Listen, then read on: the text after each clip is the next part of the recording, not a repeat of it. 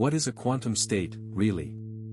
Not a number on a dial, and not a tiny ball sitting at a position. In quantum mechanics, a state is a vector.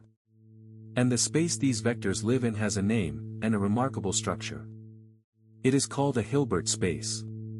Understand this one arena, and a great deal of quantum mechanics falls into place. A vector space is any collection of objects you can add together, and scale, and still remain inside the collection. Arrows in a plane are the familiar example. Quantum states obey the very same rules.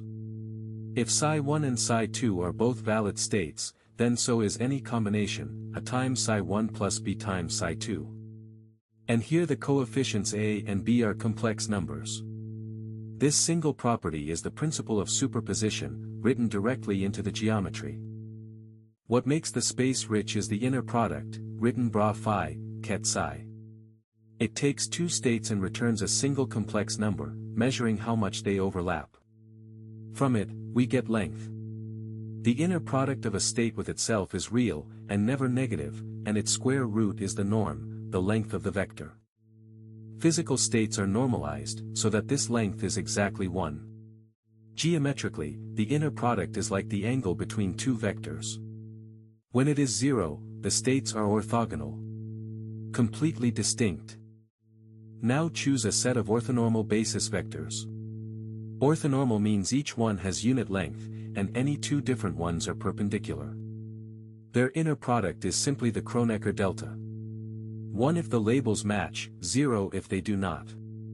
Against such a basis, any state can be written as a sum. Psi equals the sum over n of Cn, times the basis ket n. And each coefficient is found just by taking an inner product. Cn equals bra n, ket psi. The state is its list of components. There is a beautiful way to package this. The sum over n of the outer product, ket n bra n, equals the identity operator.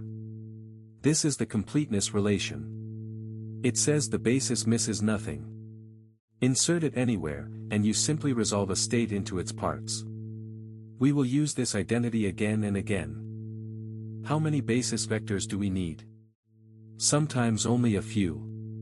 The spin of an electron lives in a space of just 2 dimensions. But often we need infinitely many. The energy levels of an atom form an endless ladder. A Hilbert space is built to handle both, the finite and the infinite, on exactly the same footing. And here is the deepest case. A wave function, psi of x, is itself a vector.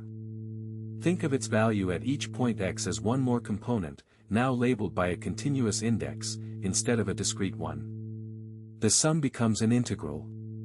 The inner product of two states is the integral of phi star, times psi, over all space. For this to make sense, the length must be finite.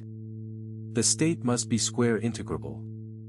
These functions form the Hilbert space we call L2. So a Hilbert space is a complete, complex vector space, equipped with an inner product. Complete, in that it has no gaps. Complex, because amplitudes interfere. And carrying an inner product, which hands us length, angle, and probability.